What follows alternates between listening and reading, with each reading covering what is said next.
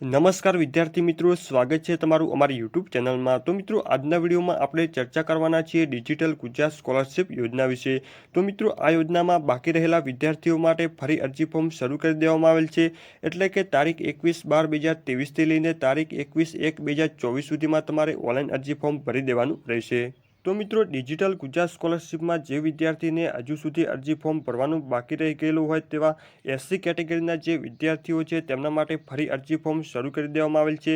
એટલે કે અન્ય કેટેગરીના જે વિદ્યાર્થીઓ છે તે હવે અરજી ફોર્મ ભરી શકશે નહીં। તો મિત્રો, એસસી કેટેગરીના જે વિદ્યાર્થીઓ છે તેમના માટે ફરી અરજી ફોર્મ શરૂ કરી દેવામાં આવેલ છે। એટલે કે તારીખ 21/12/2023 થી લઈને તારીખ 21/1/2024 સુધીમાં તમારે ઓનલાઈન અરજી ફોર્મ ભરી દેવાનું રહેશે।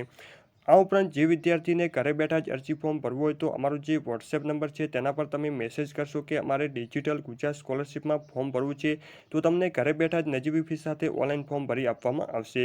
તો મિત્રો, ફરી મળીશું નવા ટોપિક સાથે નવા વિડીયોની અંદર। ત્યાં સુધી અસ્તુ, જય હિન્દ, વંદે માતરમ।